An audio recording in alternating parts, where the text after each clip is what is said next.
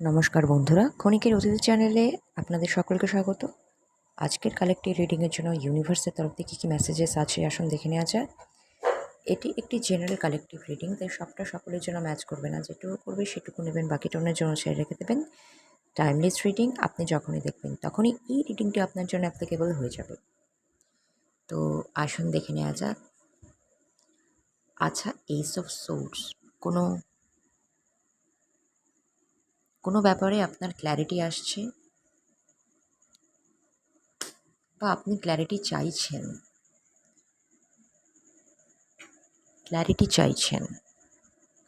O my god, the wheel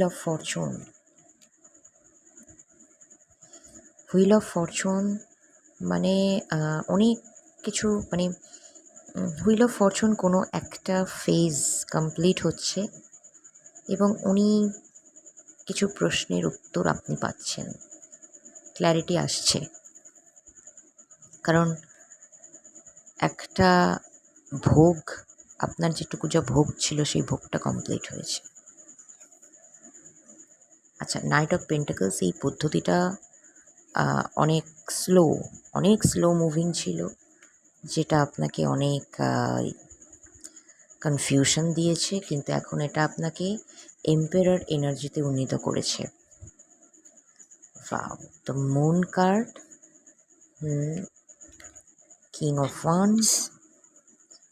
তো এখনও আপনি অনেক কিছু সম্বন্ধে ওয়াকিবহাল নন এবং আপনি আপনার প্যাশন, মানে এখনও আপনাকে অনেক কিছু ব্যাপারে অ্যাকশান নিতে হতে পারে। কুইন অফ কাপস, আচ্ছা, king of wands, queen of cups, আচ্ছা, সিক্স অফ সোর্স। কোনো রকম মানসিক টার্ময়েল যদি থেকে থাকে সেটা এখন একটা মানে স্থির জায়গায় যাচ্ছে। পেজ অফ সোর্স, কিন্তু কশন বা সতর্কতা আছে, কারণ ফাইভ অফ সোর্সের এনার্জি মানে একটা বিবাদ, ইগো থেকে তৈরি হওয়া বিবাদ স্পষ্ট দেখা যাচ্ছে। কিন্তু যদি এরকম ফাইভ অফ সোর্স এনার্জি থেকে থাকে, কোথাও আপনি সেরকম যদি ফিল করে থাকেন, ইগোর খাতিরে কেউ যদি আপনাকে, মানে আপনার বোধকে ছোট করে থাকে, সেক্ষেত্রে জাস্টিস আসছে। চিন্তার কোনো কারণ নেই।